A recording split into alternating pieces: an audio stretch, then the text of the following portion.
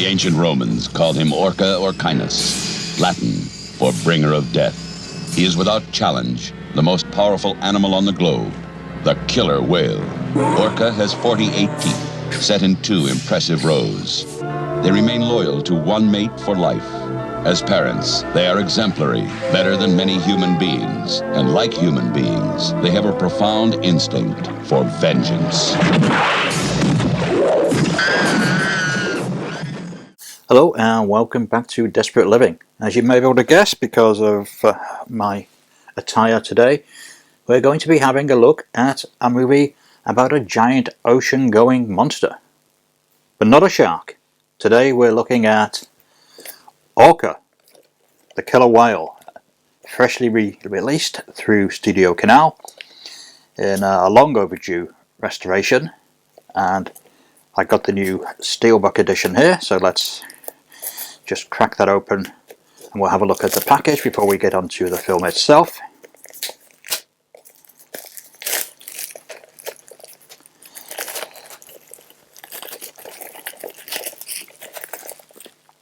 As ever, shrink wrap is a complete pain.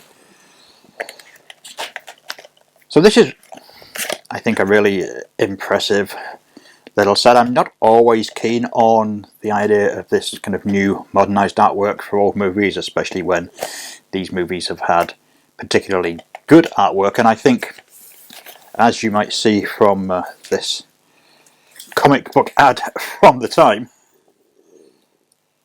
Orca had very impressive artwork.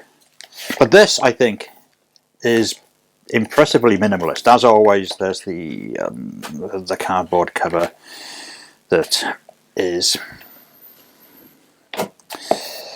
oh, you know, it's there as the selling point to tell you what's on the disc, but you know, quite where you put those after you've opened the package up, I'm never quite sure. But there they go. This, I think, is it my first Studiocanal UHD Steelbook? I'm not a big Steelbook collector, has to be said. They're not the kind of things I would generally pick up.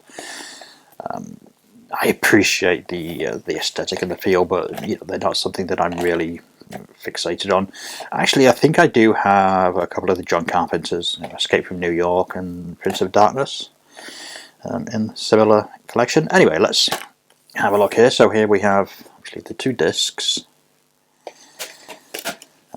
So the UHD disc and the Blu-ray, which I guess will be effectively identical. I don't think there's any additional material on one rather than the other. Let's have a look. There's an interview with the French film critic.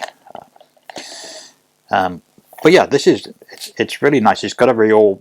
I do like this artwork. I think it's got a kind of style. Yeah, it's minimalist, but it's slick, and I think the colours work really well, the red, the blue. But all that remains to be done now is to watch the movie and then come back and we have a discussion about the movie. So see you shortly. Okay, so here we are a few hours later, and I've had a chance to watch Orca for the first time probably since the early 1980s, and I have to say that I'm very impressed. It's a better film than I recall it being. So Orca's long been dismissed as a Jaws knockoff. You know, I'd like to say by people who haven't actually seen it, but in truth, even in 1977 when it first came out, the critics were sneeringly dismissive. I've mentioned this before when talking about the 1976 King Kong, but we can never really underestimate the level of racism, for want of a better word, from American and British critics in the 1970s, both blatant and subtle, that was aimed at Dino De Laurentiis, who was seen as a crass, tasteless Italian upstart who dared to try to play in the big leagues of American cinema. The sneering mockery of De Laurentiis, for everything from his ambition to his accent, is something that I noticed even as a kid, and it felt ugly then. I'd like to think that the critics who engaged in this would feel ashamed of themselves now, but honestly it still seems to go on even with less overt nationalism at play. But the attacks on Orca and the suggestion that it sits along films like Tentacles, Great White and Cruel Jaws as Spaghetti Jaws copycats seems bizarre. That it still happens now suggests that too many people approach the film with a preconceived idea of what it is, and then they see the film that they've imagined rather than the one that is actually existing. I concede that Orca only exists because of Jaws, but the two films have very little in common beyond that. I'm probably going to be making a few spoilers here because I think it's impossible to discuss Orca without getting into some specific plot points and events within the film. To discuss the movie properly, you have to really discuss various elements of its deeper nature. So feel free to skip ahead if you want. I'll take you to the end just below. Orca is, if anything, the anti-Jaws, with the whale as the film's hero, driven by an almost supernatural thirst for revenge after his mate and calf are killed by the fisherman Nolan, played by a tortured Richard Harris, who's trying to capture a killer whale to sell to an aquarium. The scene where the female orca is hoisted out of the water, covered in blood after a brutal capture, and gives birth to a stillborn baby that falls onto the boat deck, is still one of the most nightmarishly disturbing moments ever included in a film. Back when it was first released, the film was like PG in the US and A-rated in the UK, and I can only imagine the impact that this traumatizing scene must have had to unsuspecting family audiences who just came along expecting a bit of a monster movie romp. You'll be unsurprised to hear that the film is now rated 12 in the UK. Orca, starring Richard Harris, Charlotte Rampling, Will Sampson, Keenan Wynn. A spectacular adventure. From the depths of the sea to the top of the world. It's going to be a fair fight on equal terms. A fight to the death. Nolan! So the movie then follows Nolan through the stages of regret, denial and finally acceptance as the surviving Orca father wreaks havoc in the small fishing town where he's based, sinking boats, driving away fish, destroying oil pipelines and generally doing everything to both alienate Nolan from the locals and force him into a final confrontation in the open sea. Jaws showed the fish as a monster, a relentless, almost demonic killing machine. Orca is very much on the side of the whale throughout, with Nolan really as the monster, a man so blinded by greed that he ignores all the warnings from marine biologist Charlotte Rampling and Native American wise man Will Sampson, and tries to capture the whale, setting in motion a series of events that can only end with his own death. He's not a one-dimensional villain though. He's misguided and blinkered, arrogant, but also haunted by demons from his past and the need to just make enough money to escape the miserable life that he finds himself living. He's a doomed, tragic figure, one who ultimately accepts his guilt and his fate and sets out for a final showdown in the frozen waters of Newfoundland where there can only ever be one winner. Orca lifts from many sources and none of them are Jaws. There are elements of Moby Dick, Frankenstein, even De Laurentiis' own The White Buffalo, which was made the same year. You might see Nolan as a Quint-like character, but the film gives him a connection to the whale that Quint never has with the shark in Jaws. Quint's obsession with the great white in that film, that particular great white, makes very little sense if we think about it, because even giving his Indianapolis backstory, it's not as though this is the first shark that he's hunted, and he shifts from being indifferent to driven with no good reason. It's only because Jaws is so great that we don't really notice this. But Orca sets up the connection between Nolan and the whale very early on. This is a personal vendetta.